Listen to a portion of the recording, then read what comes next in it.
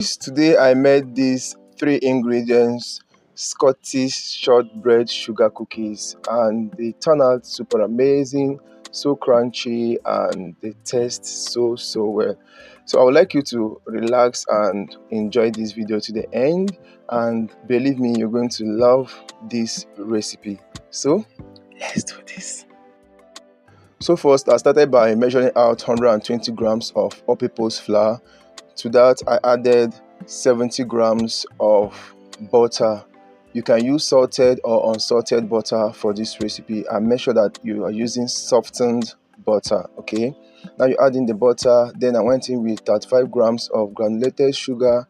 Then I added milk powder, although milk powder is optional if you don't want, so I just added it. Okay, next I went in and mixed or combined everything to form a soft dough. You don't need to overwork this dough, you don't need to knead the dough, just combine the dough. Once it forms a soft dough like this, you are done. Okay, now the next thing you're going to do, if you have a refrigerator, you can put that in, but if you don't have, just go ahead, get your cling film or a baking paper or a non-stick paper or a nylon proof, just this way, transfer the dough on it, and then you're going to wrap it up just this way, and then you roll it out. Now you may choose to transfer it directly on your baking paper, on your baking tray line with a baking paper, and cut it, or you may choose to cut it and gently and carefully transfer them on the baking tray line with a baking paper. Okay, you may choose to cut it a little bit flat, but not too flat, or you can make it thick. So at first I wanted to make it a little bit flat just this way and cut it like up to like 4 pieces or thereabout, but on the second thought I said no, I want to make it a little bit thick so that I can have like 2 shortbread cookies from this. So I had to kind of flip it over, kind of bring the other side to meet the other side.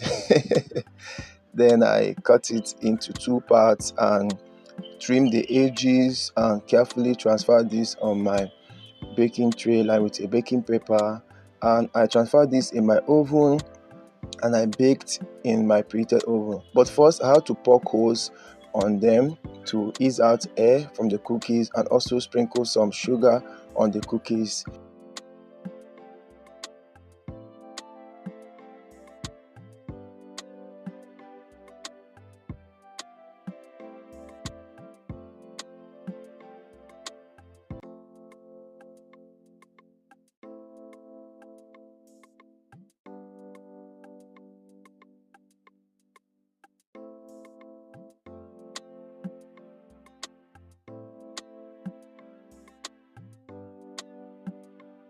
So the little one that was left, I had to just mold it into a round form and use a fork on it. So in case you want to also use this design, fine, just make them into sugar cookies just this way.